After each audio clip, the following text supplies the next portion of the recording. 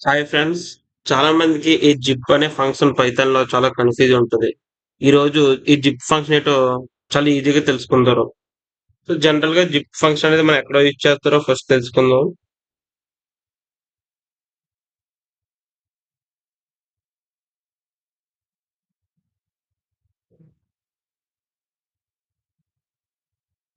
Screen పెద్దది చేశాను మీకు ఈజీగా అనిపించడానికి.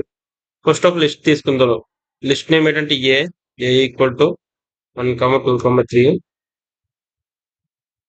సెకండ్ ఇంకో లిస్ట్ తీసుకుందాం బి అనే లిస్టు. ఇది 11, 22, 33.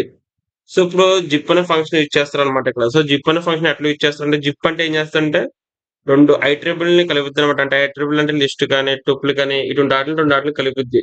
సో, ఫస్ట్ కూడా మనం ఏం చేద్దారంటే, సో, ఇప్పుడు సి అని ఒక లిస్ట్ ఫార్మ్ చేస్తారు ఈ జిప్ ద్వారా. ఎట్లా అంటే రిజల్ట్ ఎట్లా అంటే result equal to C equal to zip of ఏటిని జిప్ చేద్దామనుకుంటున్నాం మనం?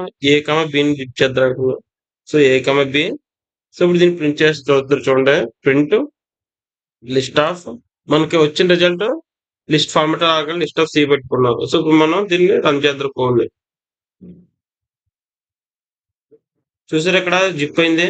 ఇది ఒక లిస్ట్ కింద టుపుల్ కింద 22 ఒక టుపుల్, ఇది ఒక టుపుల్ వచ్చి మొత్తం ఇది దేంట్లో ఉంది? ఈ ఒక పేరు లిస్ట్ లో ఉందన్నమాట. సో మనకు లిస్ట్ అనగా లిస్ట్ లో వచ్చింది ఇక్కడ. అదే విధంగా వేరే ఎగ్జాంపుల్ కూడా చూద్దాం. ఇప్పుడు మనం వేరే ఎగ్జాంపుల్ ఏంటంటే ఫర్ సపోజ్ ఈ ఏ బి ఎలిమెంట్స్ రెండిట్లో కలుపుతారు అనుకుంటున్నాను. ఏ0 ఏ1 ఏ2 ఉంది కదా, ఇక్కడ బి0 బి1 బి2. నేను ఏం చేద్దాం అనుకుంటున్నా అంటే ఏ0 బి0 అంటే 111 222 333 కలుపుతారు అనుకుంటున్నాను. సో ఎట్లాగంటే ఈజీగా ఇప్పుడు ఫర్ లూప్ ఇచ్చేస్తాం కదా మనం. For I J in zip. Zip లో ఏం చేయాలి? 2 లిస్టులు పెడతాయి ఏ బి. సో ఇప్పుడు ఏం చేస్తాను print I plus J. So ఇక్కడ రిజల్ట్ చూడండి మీకు.